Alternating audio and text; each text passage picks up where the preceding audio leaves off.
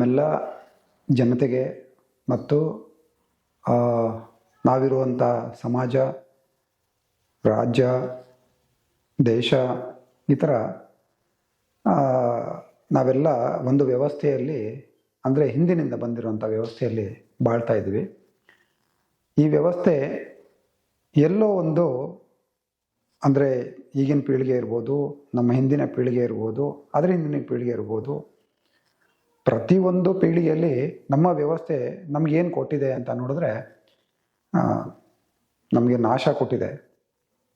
ಇದನ್ನು ನಾವು ನಾಶ ಹೆಂಗೆ ಕೊಟ್ಟಿದೆ ಅಂತ ನಾವು ಯೋಚನೆ ಮಾಡೋಕ್ಕೆ ಹೋದರೆ, ನೀವು ಹಿಂದಿನ ಒಂದು ಹಿಸ್ಟ್ರಿ ಆಗಲಿ ಬೇರೆ ಆಗಲಿ ಎಲ್ಲದನ್ನು ನೀವು ತಿಳ್ಕೊಂಡ್ರಾಗ ಹೋರಾಟಗಳು, ವಾರ್ಗಳು, ನಾವು ಏನು ಒಂದು ಸಂಸಾರ ಅಂತ ಮಾಡ್ಕೊಂಡಿದ್ದೀವಿ, ಒಂದು ಫ್ಯಾಮಿಲಿ ಅಂತ ಮಾಡ್ಕೊಂಡು, ಈಗಿನ ಮಟ್ಟಿಗೆ ನೋಡಿದಾಗ ಎಲ್ಲ ದೇಶಗಳಾಗಲಿ, ಎಲ್ಲ ಪ್ರಪಂಚದಲ್ಲಿ ನೀವು ಎಲ್ಲೇ ಇರಲಿ, ಕರ್ನಾಟಕದಲ್ಲಿರಲಿ, ಹೊರದೇಶದಲ್ಲಿರಲಿ, ಎಲ್ಲ ಒಂದೇ ಥರನೇ ಇರೋದು.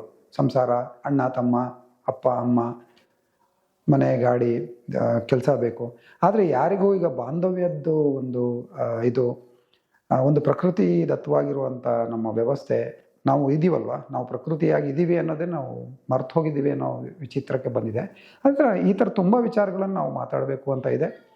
ಮಾತಾಡೋದು ಒಂದೇ ಅಲ್ಲ, ನಾವಿದಕ್ಕೆ ಪೀಠಿಗೆ ಕೊಡ್ತಾ ಇದ್ವಿ, ಇಂಟ್ರೊಡಕ್ಷನ್ ಕೊಡ್ತಾ ಇದ್ದೀವಿ. ನಾವು ಇದನ್ನು ಯಾವ ದಾರಿಗೆ ತೊಗೊಂಡೋಗ್ತಾ ಇದ್ದೀವಿ ಅಂತಂದರೆ ಅದ್ರ ಮೇಲೆ ಕೆಲಸನೂ ಕೂಡ ಮಾಡ್ತೀವಿ. ಅದು ನಿಮಗೆ ಉಪಯೋಗನೂ ಆಗಬೇಕು. ಅದರಿಂದ ನಿಮಗೆ ಲಾಭ ಸಿಗೋದು ಅಂದರೆ ಏನು? ನಮ್ಮ ಪ್ರಕೃತಿ ಏನು ದೇಹ ಇದೆ, ನಮಗೆ ಒಂದು ಪ್ರೀತಿ ಬೇಕು, ಭಾವನೆ ಬೇಕು, ಒಳ್ಳೆ ಆಹಾರ ಬೇಕು, ನಾವು ಒಳ್ಳೆ ಆನಂದವಾಗಿ ಖುಷಿಯಾಗಿರಬೇಕು ಅನ್ನೋದಕ್ಕೆ ತಾನೇ ಇವೆಲ್ಲ ದುಡಿಮೆ ಇದೆಲ್ಲ ಮಾಡ್ಕೊಳ್ತಾ ಇರೋದು.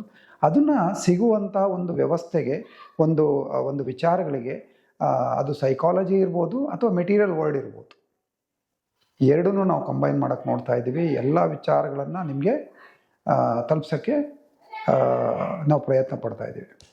ಇದು ನೋಡಿ, ನಮ್ಮ ಸಹದಾರಿ ಎಲ್ಲಿಗೆ ಹೋಗಬೇಕು, ಕನೆಕ್ಟಿವಿಟಿ ಎಲ್ಲಿಗೆ ಆಗಬೇಕು. ಈಗಿನ ಪ್ರಪಂಚದಲ್ಲಿ ನಾವು ಯಾರನ್ನೇ ಅಣ್ಣನ ಮಾತಾಡಿಸ್ಲಿ, ತಮ್ಮನ ಮಾತಾಡಿಸ್ಲಿ, ಯಾರನ್ನೇ ಮಾತಾಡಿಸ್ಲಿ, ನಾವು ವ್ಯವಹಾರ ಇಲ್ಲದೇ ಮಾತಾಡೋಕ್ಕೆ ಸಾಧ್ಯನೇ ಇಲ್ಲ.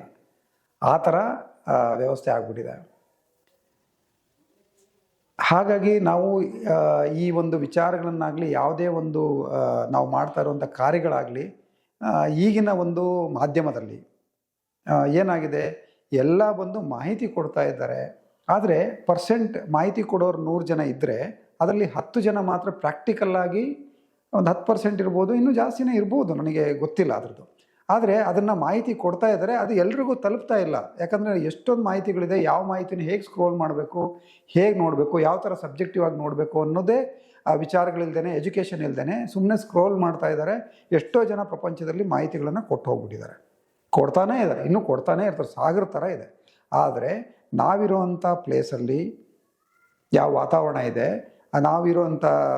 ನಾವು ಕಲ್ತಿರುವಂಥ ಸೋರ್ಸ್ ಇರ್ಬೋದು, ನಮ್ಮ ಹತ್ರ ಸಂಪನ್ಮೂಲಗಳು ಏನಿದೆ, ನಮಗೆ ಗೊತ್ತಿರುವಂಥ ಸ್ಕಿಲ್ ಏನಿದೆ, ಅದ್ರ ಪ್ರಕಾರ ನಾವು ಅದನ್ನು ಬಳಸ್ಕೊಂಡು ನಾವು ಮುಂದುವರಿಯುವಂಥ ಕೆಲಸ ಮಾಡಬೇಕು. ಅದರದ್ದು ಅಂದರೆ ಗಳಿಕೆಯಿಂದ ನಮಗೆ ಅದರಿಂದ ಉಪಯೋಗಿಸ್ಕೊಂಡು ನಾವು ಫ್ಯಾಮಿಲಿಗಳನ್ನು ನಡೆಸ್ಬೋದು. ಸೊ ನಾನು ಎಲ್ಲ ವಿಚಾರಗಳು ನಿಮ್ಗೆ ಗೊತ್ತಿರೋದನ್ನೇ, ನನಗೆ ಗೊತ್ತಿರೋದನ್ನೇ ನಾನು ಹೇಳ್ತಾ ಇದ್ದೀನಿ. ಇವಾಗ ನಾವು ಇದ್ರ ಬಗ್ಗೆ ಒಂದು ತಿಳಿಸುವಂಥ ಒಂದು ಕಾರ್ಯಕ್ರಮದಲ್ಲಿ, ಮುಂದಿನ ಒಂದು ವಿಚಾರದಲ್ಲಿ ನಾನು ಆರೋಗ್ಯದ ಬಗ್ಗೆ ಮಾತಾಡಿ, ಉದಾಹರಣೆಗೆ ಮಾತಾಡಿ, ನಾವೇನು ಮಾಡ್ತೀವಿ ಅನ್ನೋದನ್ನು ಮಾತಾಡಿ, ಅದಾದಮೇಲೆ ನಿಮಗೆ ಇದನ್ನು ಹೇಗೆ ಮಾಡ್ತೀವಿ, ಹೇಗೆ ಪ್ರತಿಯೊಂದು ಹಂತದಲ್ಲಿ ನಿಮಗೆ ಅದು ತಲುಪಬೇಕು. ಈಗ ನಾವು ಮಾತಾಡಿದ್ದೀವಿ ಅಂದರೆ ಆ ಪದಾರ್ಥಗಳು ನಿಮ್ಮ ರಿಕ್ವೈರ್ಮೆಂಟ್ ಇದ್ದರೆ, ಅಥವಾ ಆ ವಿಚಾರಗಳು ನಿಮಗೆ ರಿಕ್ವೈರ್ಮೆಂಟ್ ಇದೆ, ಅದು ನಿಮಗೆ ತಲುಪಬೇಕು. ಅದು ನಿಮ್ಮ ಜೊತೆನೂ ಕೂಡ ನಾವು ಇಂಟ್ರ್ಯಾಕ್ಟ್ ಮಾಡೋದಲ್ಲದೆ ಅದ್ರ ವಿಚಾರಗಳನ್ನ ಡೆವಲಪ್ಮೆಂಟ್ ಮಾಡ್ತಾ ಹೋಗ್ತೀವಿ.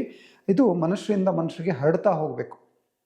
ಕೆಟ್ಟದ್ದು ಹೆಂಗೆ ಹರಡ್ತಾ ಇದೆಯೋ ಒಳ್ಳೇದು ಹಾಗೆ ಹರಡೋದಲ್ಲದೆ, ಮುಖ್ಯವಾಗಿ ನಮ್ಮ ದೇಶ ಬೆಳಿಬೇಕು, ನಾವೆಲ್ಲ ಬೆಳಿಬೇಕು ಅಂದರೆ ನಾವು ದುಡಿದಿರೋಂಥ 1000 ರೂಪಾಯಲ್ಲಿ 100 ರೂಪಾಯಿ ಖರ್ಚಾಗಬೇಕು. ಈಗೇನು ತೊಗೊಳ್ತಾ ಇದ್ದೀರೋ ಅದೆಲ್ಲದೂ ಹಾಗೇ ಸಿಗಬೇಕು, ಕಡಿಮೆ ಖರ್ಚಾಗಬೇಕು, ಜಾಸ್ತಿ ಹಣ ಉಳಿಬೇಕು. ಅದರಿಂದ ನೀವೇನು ಮಾಡ್ತೀರಾ, ನೀವು ನಿಮ್ಮ ಫ್ಯಾಮಿಲಿಲಾಗಲಿ, ನೀವು ಮನೆ ಕಟ್ಟೋದಾಗಲಿ, ನಿಮಗೆ ಇದು ಪ್ರೊಟೆಕ್ಷನಿಗಾಗಲಿ ನೀವು ಅದನ್ನು ಸರಿಯಾದ ರೀತಿಯಲ್ಲಿ ಬಳಸ್ಕೋತೀರಾ. ಈಗ ಎಲ್ಲರದ್ದು ಮೂಲ ಉದ್ದೇಶ ಅಲ್ಲಿಗೆ ಬಂದು ಕೂತ್ಕೊಂಡಿದೆ. ನಾವೇನೇ ಮಾಡಿದ್ರು, ಏನೇ ಕಲ್ತರೂ ಕೂಡ ಏನು ಎಷ್ಟು ಸಂಬಳ ಕೊಡ್ತಾರೆ, ಎಷ್ಟು ದುಡ್ಡು ಬರುತ್ತೆ, ನೀನು ಎಷ್ಟು ಸೇವಿಂಗ್ ಮಾಡ್ಕೊಳ್ತೀಯ ಅಂತ. ಅದೇ ಥರ ನಾವು ಅದನ್ನು ಹೇಳೋದಲ್ಲದೆ ನಿಮಗೆ ದಾರಿ ತಪ್ಪಿಸ್ತಾ ಇದ್ದಾರಲ್ಲ ಸಮಾಜದಲ್ಲಿ, ಅವರಿಂದನೂ ನಿಮಗೆ ಮುಕ್ತಿ ಕೊಡಿಸ್ಬೇಕು. ಅಂದರೆ ಆ ಥರದ್ದು ನಿಮಗೆ ಅನುಕೂಲ ಮಾಡಿಕೊಟ್ಟಾಗ ನೀವು ಅದನ್ನು ಅಡಾಪ್ಟ್ ಮಾಡ್ಕೋತೀರ. ಕಡಿಮೆ ಖರ್ಚಲ್ಲೋ ಅಥವಾ ಕಡಿಮೆ ವಿಚಾರದಲ್ಲೋ ಅಥವಾ ಒಳ್ಳೆಯ ವಿಚಾರದಲ್ಲಿ ನಿಮಗೆ ಒಂದು ವಿಚಾರದಿಂದ ಎಷ್ಟೋ ದುಡ್ಡು ಉಳಿಬೋದು ನಿಮಗೆ ಮಾಹಿತಿಯಿಂದ. ಆ ಥರದಲ್ಲೂ ನಾವು ಮಾಹಿತಿ ಕೊಡ್ತೀವಿ. ಇವಾಗ ನೆಕ್ಸ್ಟು ನಿಮಗೆ ಆಹಾರ ವಿಚಾರದಲ್ಲಿ ನಾವು ಮಾಹಿತಿ ಕೊಡ್ತೀವಿ. ಈಗ ನಮ್ಮ ಇಂಟ್ರೊಡಕ್ಷನ್ ಅಂದರೆ ನಾವು ಯಾರು, ನಾವು ಯಾಕೆ ಬಂದಿದ್ದೀವಿ, ಈ ವಿಚಾರಕ್ಕೆ ನಾನು ಬರ್ತೀನಿ. ನೋಡಿ, ನಮ್ಮ ಕರ್ನಾಟಕದಲ್ಲಿ ನಾವು ಕನ್ನಡನ ಪ್ರೀತಿಸ್ತೀವಿ, ಕರ್ನಾಟಕನ ಇದು ಮಾಡ್ತೀವಿ, ಇಷ್ಟಪಡ್ತೀವಿ. ಕನ್ನಡ ಬೆಳಿಬೇಕು, ಕನ್ನಡದವ್ರು ಇರಬೇಕು. ಯಾಕಂದರೆ ನಮ್ಮ ಭಾಷೆ ಭಾವ ಎಲ್ಲ ಅದೇ ಇರುತ್ತೆ. ಹಾಗೆ ಪ್ರತಿಯೊಂದು ರಾಜ್ಯದಲ್ಲೂ ಇರುತ್ತೆ. ನಾವೆಲ್ಲರೂ ಇದು ಮಾಡ್ತೀವಿ. ನಾವು ಕನ್ನಡ ಮಾತಾಡಬೇಕಾದ್ರೆ, ನಾವು ಕನ್ನಡದಲ್ಲಿ ಹೇಳಬೇಕಾದ್ರೆ ಇದು ಕನ್ನಡಿಗರಿಗೆ ತಲುಪುತ್ತೆ, ಬೇರೆಯವ್ರಿಗೆ ಅರ್ಥ ಮಾಡ್ಕೊಳ್ಳೋಕೆ ಆಗಲ್ಲ. ಓಕೆ, ಮುಂದಿನ ದಿನಗಳಲ್ಲಿ ಇದ್ರದ್ದು ಚೇಂಜ್ ಇರ್ಬೋದು, ಹಿಂದಿ ಇರ್ಬೋದು, ಬೇರೆ ಲ್ಯಾಂಗ್ವೇಜ್ ಇರ್ಬೋದು. ಆರ್ಟಿಫಿಷಿಯಲ್ ಇಂಟೆಲಿಜೆನ್ಸಿಯಿಂದ ನಿಮಗೆ ಮಾಹಿತಿ ತಲುಪಿಸುವಂಥ ವ್ಯವಸ್ಥೆ ಮಾಡ್ತೀವಿ. ನಮ್ಮ ಮಾಧ್ಯಮ ಅಂತ ಹೇಳಿ ಒಂದು ಯೂಟ್ಯೂಬ್ ಚಾನಲ್ ಇದನ್ನು ಕಂಡಕ್ಟ್ ಮಾಡ್ತಾ ಇದೆ. ನಮ್ಮ ಮಾಧ್ಯಮದಲ್ಲಿ ಈಗಾಗಲೇ ಸುಮಾರು ವಿಡಿಯೋಗಳನ್ನು ಹಾಕಿದ್ದಾರೆ ಇದೆಲ್ಲ. ಆದರೆ ಇದೇನು ಸೀರೀಸ್ ಇದೆ, ಈಗ ನಾವು ಮಾಡ್ತಾ ಇರೋ ಸೀರೀಸ್ ಇದೆ, ಇದು ಒಂದಕ್ಕೊಂದಕ್ಕೆ ಇಂಟರ್ಲಿಂಕ್ ಇರುತ್ತೆ. ಇದು ನಿಮಗೆ ಸಮಾಜ ಏನು ರೆವಲ್ಯೂಷನ್, ಕ್ರಾಂತಿ ಅಂತ ಏನು ಹೇಳ್ತೀವಿ, ಆ ಒಂದು ಹೆಜ್ಜೆ ಮಟ್ಟಿಗೆ ಎಲ್ಲದೂ ಇರುತ್ತೆ ನೋಡಿ. ಇದರಲ್ಲಿ ನಿಮಗೆ ಎಜುಕೇಷನ್ಸ್ ಇರ್ಬೋದು, ಪ್ರಕೃತಿ ಬಗ್ಗೆ ಇರ್ಬೋದು, ಆರೋಗ್ಯದ ಬಗ್ಗೆ ಇರ್ಬೋದು. ಇದು ಎಜುಕೇಷನ್ ಅಂತ ಬಂದಾಗ ನಿಮಗೆ ಎಲ್ಲದು ಪೊಲಿಟಿಕಲ್ ರಿಲೇಟೆಡ್ ಇರ್ಬೋದು, ಹೆಲ್ತ್ ರಿಲೇಟೆಡ್ ಇರ್ಬೋದು, ರಿಲಿಜನ್ ರಿಲೇಟೆಡ್ ಇರ್ಬೋದು, ಈ ಥರ. ಆಮೇಲೆ ಫಿಲಾಸಫರ್ಸು ಈ ಥರ ಎಲ್ಲ ಬಂದವು. ನಾವು ಹೇಗೆ ಹೇಳ್ತೀವಿ, ನಮ್ಮ ರಿಲಿಜನ್ಸಲ್ಲಿ ಹಿಂದೂದು ಇರ್ಬೋದು, ಕ್ರಿಶ್ಚಿಯನ್ಸ್ ಇರ್ಬೋದು, ಬೇರೆ ಇರ್ಬೋದು. ಆ ರಿಲಿಜನ್ಸಲ್ಲಿ ಕೆಲವೊಂದು ವಿಚಾರಗಳೆಲ್ಲ ಇರ್ತವೆ, ಅದನ್ನು ನೋಡಬೇಕು, ಓದಬೇಕು ಅಂತ ಎಲ್ಲ ಇರುತ್ತೆ. ನಮಗೆ ಗೊತ್ತಿರೋ ಅಷ್ಟು ಮಾಹಿತಿಗಳನ್ನು ನಾವು ಯಾವುದೇ ಪಂಗಡ ಆಗಲಿ, ಜಾತಿ ಆಗಲಿ, ಮತಗಳನ್ನು ಬಿಟ್ಟು ಅಂಥ ವಿಚಾರಗಳನ್ನು ನಿಮ್ಮ ಮುಂದೆ ನಾವು ಇಡೋವಂಥ ಪ್ರಯತ್ನ ಪಡ್ತೀವಿ. ಅದಕ್ಕೆ ಬೇಕಾಗಿರೋಂಥ ಮಾಹಿತಿಗಳನ್ನು ನಿಮ್ಗೆ ಕೊಡೋಕ್ಕೆ ನಮ್ಮ ಮಾಧ್ಯಮ, ನಾವು ಯೂಟ್ಯೂಬ್ ಚಾನಲ್ನ ಇದರಲ್ಲಿ ನಿಮಗೆ ಯೂಟ್ಯೂಬ್ ಇರ್ಬೋದು ಅಥವಾ ಬೇರೆ ಅವ್ರು ಏನು ನಮ್ಮ ಮಾಧ್ಯಮದವ್ರು ಮಾಡ್ತಾರೆ ಅದರಲ್ಲಿ ನಾವು ತಿಳಿಸುವಂಥ ಪ್ರಯತ್ನ ನಾವು ಮಾಡ್ತಾಯಿದ್ದೀವಿ. ಸೊ ಇಷ್ಟು ಹೇಳ್ತಾ ನನ್ನ ಒಂದು ಪೀಠಿಕೆ ಇಂಟ್ರೊಡಕ್ಷನ್ನ ನಾವು ಮುಕ್ತಾಯಗೊಳಿಸ್ತಾ ಇದ್ವಿ.